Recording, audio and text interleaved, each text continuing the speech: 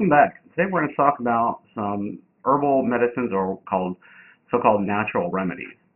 Um, this is obviously an area in which there is a great deal of interest. There are a wide variety of supposedly natural remedies for treating psychological disorders.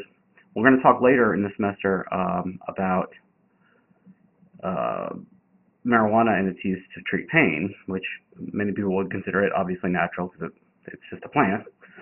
We're going to talk mostly about over-the-counter supplements that are available at most grocery stores, drugstores, nutrition centers, etc., and the evidence about whether or not they're effective. We'll talk about St. John's wort, Ginkgo Biloba, Kava, a couple of other very simple things like Ephedrine, which is no longer available in the United States, omega-3 fatty acids, some vitamins, and then finally black cohosh, which is supposedly a treatment for menopause symptoms. I want to first give you a bit of introduction to the regulation of homeopathic medicine or herbal remedies. This is a huge industry. There are a great deal of people with a lot of money involved, and so there's a lot of controversy about how best to handle this. From my perspective, I think it's important that we take this from a scientific perspective and evaluate the evidence fairly and objectively. There is an entire section of the National Institutes of Health devoted to studying these types of remedies, which have mixed reviews. Pharmaceutical companies certainly have interest in trying to find natural remedies and then refine them and make them more expensive, obviously. But we do know there are a lot of remedies which we use now that started out from plant extracts. So it's important to understand that there are some important natural remedies. There are a lot of drugs that come to us from the natural world. Even things like snake venom are used now as anticoagulants, for example. So we're going to start with the Dietary Supplement Health Education Act of 1994. Any product can be labeled a supplement as long as it makes no claim to affect a cure for a disease. Very critical.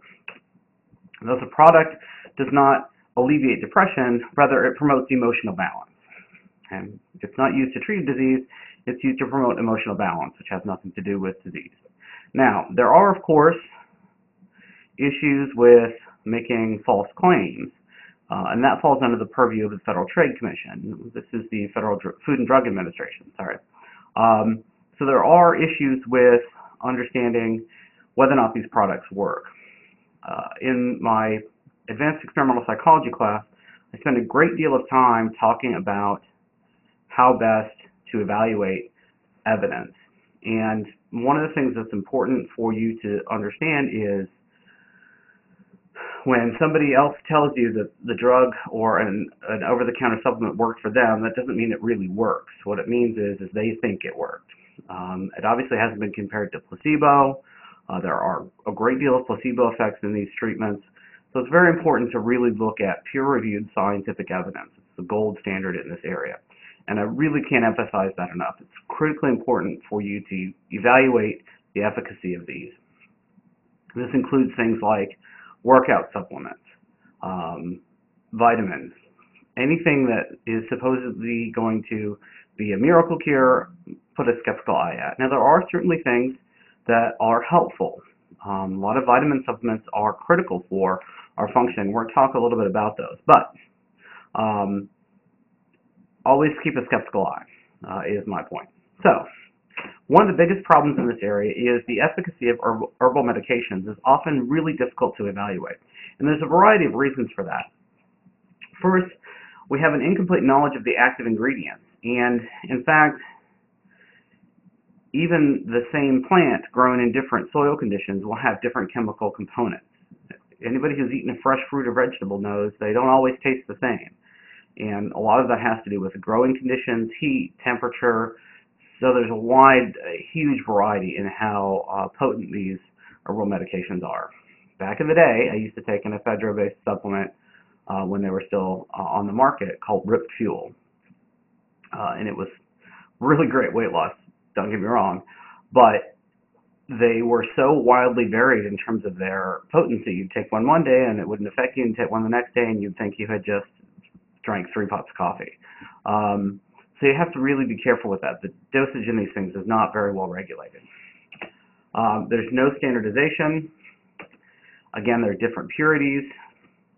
And again, variations of plant conditions and parts and which parts end up in your supplement can really affect its potency. So it's really important to understand that. Even things like dehydroepiandrosterone, which is a steroid supplement, when we do research with that particular supplement, we have to go to a compounding pharmacy to get very specific, very precise formulations. We can't use over-the-counter stuff available on the market because they just aren't consistent enough in their dosage.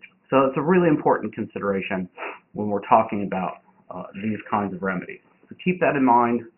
Always be a little bit cautious. This is a pretty good list of some herbal remedies that are commonly used to treat psychiatric symptoms. Black cohosh is often used to treat menopause and premenstrual syndrome. Chamomile is certainly something that's used to treat insomnia and anxiety. Generally available in tea, like sleepy time tea from Celestial Seasonings, has chamomile in it, and it's supposed to help relax you.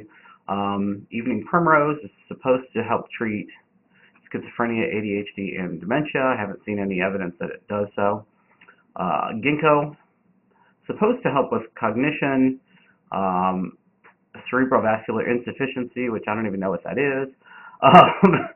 But you'll see here in a moment there's really not much evidence for that. Hops, which are in beer, are thought to treat insomnia. Might as well just have a beer, if you ask me. Kava, we'll talk about in detail today. It's supposed to treat insomnia, anxiety, and seizures. And again, the evidence is mixed. And then finally, lemon balm.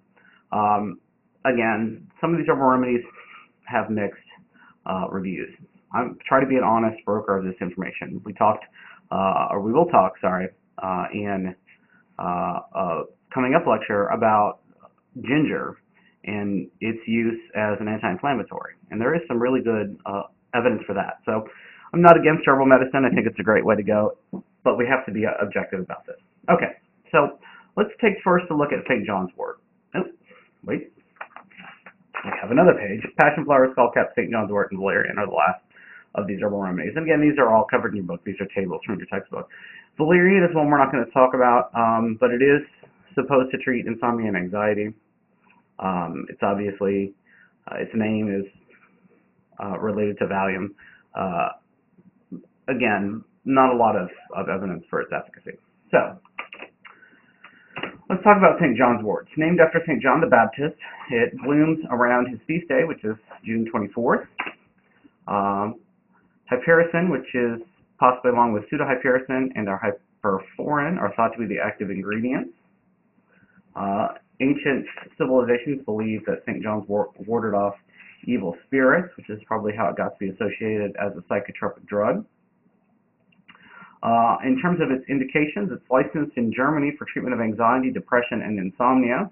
In the U.S., no claims of medical effectiveness can be made because, again, this is not something that is approved for this use by the Food and Drug Administration. It is sold only as a dietary supplement and, again, is said to promote emotional balance on the label. Very important, there is no support in the literature for its efficacy in treating anxiety disorders, including obsessive-compulsive disorder and social anxiety disorders. So while the Germans may license it for anxiety, there is little evidence that it is effective in that particular instance. Importantly, St. John's wort can have some serious drug interactions.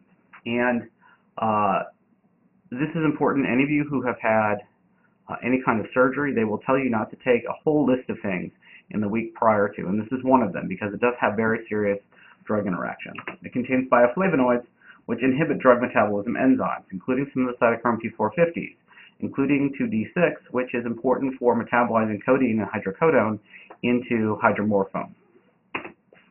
So this may result in some adverse interactions with other drugs.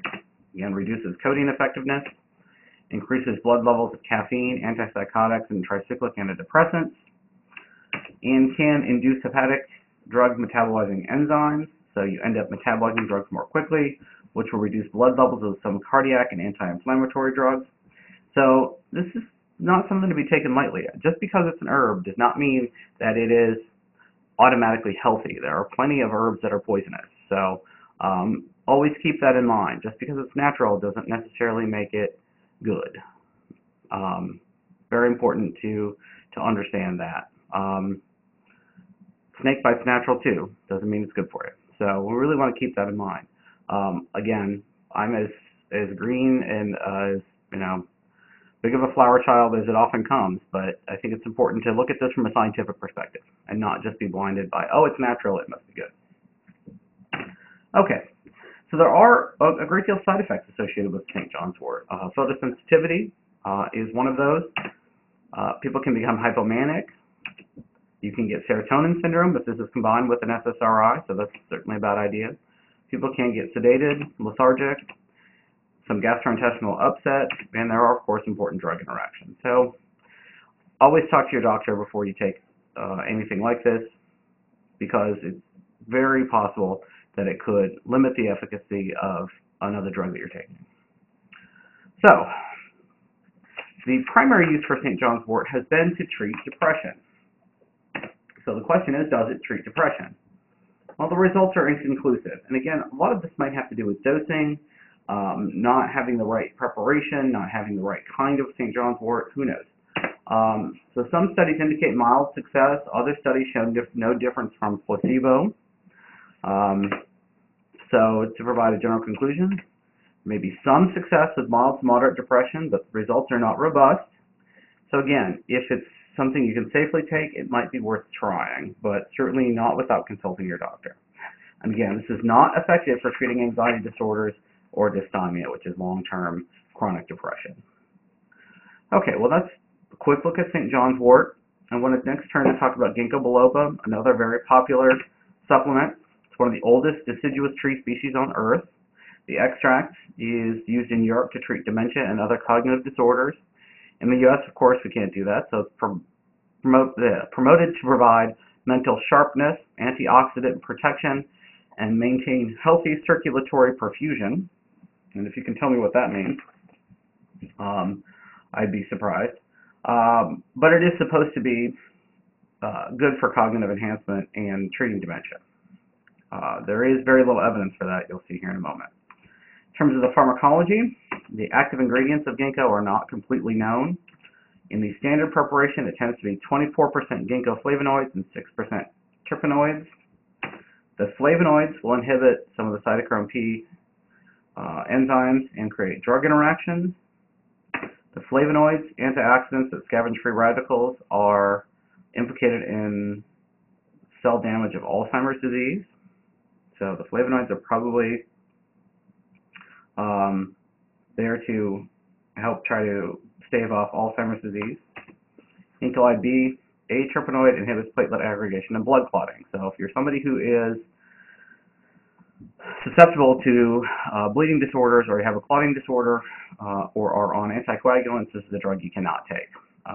So it has similar effects as aspirin in terms of its anticoagulant activities. We're going to talk about that in our next lecture. There are some side effects to ginkgo, including mild headache, mild gastrointestinal upset, and again, it does block platelet function, which can result in increased bleeding and interactions with aspirin and other anticoagulants. And again, this is probably the most significant side effect associated with ginkgo. So if you're somebody who takes a lot of Advil or aspirin or drinks a lot of alcohol, ginkgo is definitely not something to be taking, because it will further thin your blood and put you at risk for bleeding, increased bruising, and spontaneous intracranial hemorrhage, which is a blood vessel bursting and you bleed to death because of a ruptured blood vessel that will never clot because you don't have clotting ability. So, of course, the question is, does ginkgo improve cognition? There are electroencephalogram studies that show alpha wave activation, which is indicative of increased alertness and perhaps improved cognitive performance, which is similar to caffeine. Caffeine is probably a safer route to go. We'll talk about caffeine later. The studies on cognition are unfortunately mixed. One study found no effects on learning, memory, attention, or concentration, And another, using almost identical tests, found modest improvements in memory and cognition. Could be subtle differences in the ginkgo preparation, could be differences in population. It's really hard to say why one study would find a difference and the other did not, without looking back at the details of those studies. If you're interested in reading further, I urge you to read these studies or to look at the National Institutes of Health link I posted on Blackboard. In conclusion, ginkgo may have modest effects on cognition associated with cerebrovascular impairments, again, because of improved blood flow, because of that reduced clotting factor. Attributed solely to the herb's ability to reduce the stickiness of blood platelets. Again, you can get the exact same effect from aspirin, which is probably a great deal cheaper, and will have similar effects. So probably not worth spending your money on when you can just take an aspirin a day. And aspirin is one of the cheapest things you can take. Now, most of you are too young to need that. If you are someone who takes aspirin a day for prevention of heart attacks, then you're probably already getting the benefits. No need to add ginkgo to that. Okay, let's next turn to Kava, which is often called Kava. It's used by people in South Pacific for millennia for social and ceremonial purposes, so it's got a long history. It's used to relieve anxiety and has similar effects to ethyl alcohol. In low doses, you get relaxation, improves social interaction, and promotes sleep. Sounds just like alcohol to me. And at higher doses, produces sleep and stupor. Again, much like alcohol. So its psychological effects are probably mostly just like alcohol, which is pretty simple for most of you to understand. So, the extracts widely used in Western countries are thought to therapeutically treat anxiety, tension, restlessness, and insomnia. So basically, it's thought to be anxiolytic. Probably in some level, as we'll see in a minute, affecting GABA receptors, much like the tranquilizers we've already talked about. So let's take a look next at the pharmacodynamics, because that's, again, part of understanding how this particular drug works. Much like all of our other herbal remedies, the mechanisms of this ingredient are poorly understood. The cavapyrones appear to bind to GABA receptors or the benzodiazepine binding site, so probably functions much like the benzodiazepine or a benzodiazepine receptor agonist.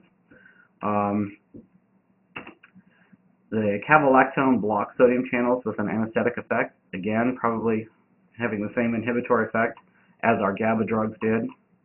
And if you look at EEG patterns, they are similar to benzodiazepines, and in animals, this drug is shown to be a muscle relaxant and an anticonvulsant. So there is lots of information about this drug. Again, probably does have some sedative and anxiolytic effects, but it's something you need to be careful with, because this drug does have this herbal drug does have some significant side effects, which are mostly mild, but keep in mind they can cause drowsiness, nausea, muscle weakness, again, much like any other muscle relaxer, blurred vision, yellow skin, which is probably due to its hepatotoxicity. So with chronic use, there is some liver damage. And of course, there are sedative and intoxicant effects, much like ethyl alcohol. The most dangerous side effect of this is hepatotoxicity. You can actually get liver failure. This particular supplement has been banned in Germany, France, Switzerland, Austria, and Canada, but remains legal in the United States. I wouldn't recommend it, simply because the benefits probably do not outweigh the potential damage. So keep that in mind. Okay, so that's Kava. Ephedrine, or ephedra, which is also known as mahuang, is no longer available in the United States. It's an extract of the mahuang plant, Ephedra silica, and it is a potent psychostimulant. Essentially what this herbal drug does is it releases the body's own store of catecholamine neurotransmitters. Though shorter in duration, its action closely resembles that of amphetamine, so it was widely used as a performance enhancer and as a weight loss drug, and was also often used, the extract, the clear extract, ephedrine or pseudoephedrine, which is the other related drug, are used to treat asthma. or to be a psychostimulant. Of course, the ephedrine is what's used to make methamphetamines. We'll talk about that later. Was shown to be dangerous and potentially lethal because of its increase in cardiovascular activity, and has been banned in the United States since 2004. There were a number of about, I don't know, 6 or 8 teenagers who had heart attacks from too much ephedra or combining ephedra with caffeine. Again, it was a really pretty dramatic weight loss drug, but nothing comes without a price. So there is some serious cardiovascular risk associated with it. And again, it's very similar to an amphetamine in terms of its function. We'll talk more about amphetamines later. So that was ephedrine. It's probably something you've heard of, certainly available in other countries, so you might see it if you travel abroad. Okay, next I want to turn to talking about omega-3 fatty acids, which have come up in a couple of instances. Omega-3 fatty acids are found primarily in wild ocean and particularly oily fish species. There are a great deal of deficiencies found, particularly in the Western diet and sometimes during pregnancy. The possibly is associated with brain maturation of children and adolescents, and then some adult disorders. So mood, cardiovascular, chronic pain, all of these are associated with low levels of omega-3 fatty acids. So there is some pretty good evidence for using omega-3 fatty acids to treat a variety of circumstances. Primarily, it's used now to treat cholesterol and elevated triglycerides, and also as a supplement for a couple of other instances. But it is certainly something that's worth taking. So during pregnancy, omega-3 fatty acids are required for normal fetal development and optimal maternal outcome. Fish is a good source, but for pregnant women, fish is probably more dangerous to take because of mercury and other toxins are a concern. So it's possible to use a supplement, and certainly one that is free of mercury. And DHA and EPA are the components of these omega-3 fatty acids that are important for development. Importantly, omega-3 fatty acids may help treat or prevent depressive symptoms in pregnant women, and it's necessary for proper fetal development of neural and retinal tissues. So the recommended dose is about 200 milligrams per day in pregnancy. So it is recommended that pregnant women take it. Again, the omega-3 fatty acids are part of forming things like myelin sheath and neurogenesis, so it's an important component of supplementing diet during pregnancy.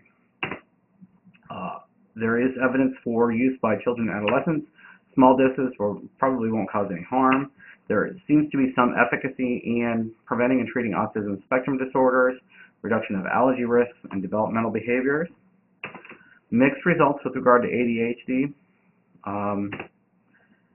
And certainly adolescents and young adults with sub-threshold psychosis, omega-3 intake is correlated with reduced transition to psychotic disorder. So again, probably not a bad idea to add to the diet. It's oftentimes hard to get kids to eat fish, so sometimes taking this omega-3 fatty acid is a good way to go. We talked already that these are used in bipolar, in treating bipolar disorder, and that is well supported. Its use in unipolar depression is a little more controversial. Some studies show that these components can reduce symptoms when they're used in conjunction with antidepressants. Less is known about omega-3 fatty acids as a monotherapy, but the low risks make omega-3 fatty acids a reasonable augmentation strategy for major depressive disorder. Again, probably good for you anyway, so it's probably worth taking. There is some evidence that omega-3 fatty acids will treat rheumatoid arthritis, inflammatory bowel disease, and other painful conditions. May also benefit those with neuropathic pain, may better manage pain when used with an anticonvulsant drug. And you want to consider that intake of omega-3 fatty acids versus omega-6 fatty acids in the Western diet is an important part of understanding the differences in things like chronic pain. We have high input of omega-6s and low intake of omega-3s. So we really want to try to balance out our fat intake. Finally, there is a beneficial effect on the cardiovascular system. A healthy daily intake for an adult is 500 milligrams a day. With low-dose aspirin, you get added thrombotic protection. That is less likely that you'll have any kind of pulmonary thrombosis or clot or heart attack. In weight loss, there are positive benefits on triglycerides. This is why I take omega-3 fatty acids.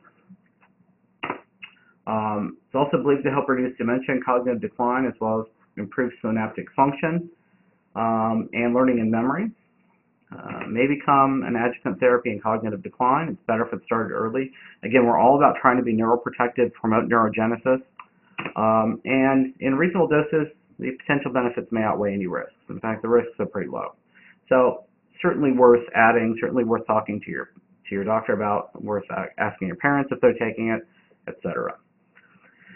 Okay, let's turn to vitamin B. B12 levels are associated with brain volume and cognitive function, but there's no evidence that B12 supplements boost cognition, but certainly associated with mood. We do know that Korsakoff's amnesia, which is an alcohol-related amnesia, is related to B12 insufficiency. One of the things that happens in chronic alcohol use and abuse is alcoholics lose the ability to process food into B12 or to process B12, and the pyramidal cells of the hippocampus, which are responsible for forming our long-term memories, are highly reliant on vitamin B12.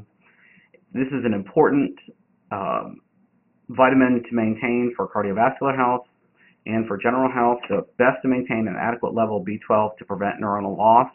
I recommend everyone take a vitamin B supplement or a multivitamin supplement to try to get an adequate level of B12, because we just don't get enough in our diets. The other important vitamin is vitamin D.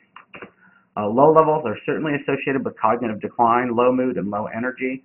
Low energy is a serious and clear side effect or effect of having too low a vitamin D level. We do get some vitamin D from sunlight, so it's probably tied to seasonal affective disorder. Certainly, I think you can tell when it's been raining a lot that the mood of the population around here tends to decline, and you can get that in the winter as well. So it's certainly something to keep in mind. At this point, there's no evidence of an immediate benefit to vitamin D supplements, but there are no longer-term studies. Again, the safe bet is to maintain vitamin D levels because low levels are tied to heart disease and osteoporosis. So a nice, safe level of vitamin D is an important supplement. Okay, finally, black cohosh is supposedly a treatment for menopause symptoms. There are no quality placebo-controlled blinded studies that support this as a treatment for menopause symptoms beyond a basic placebo effect.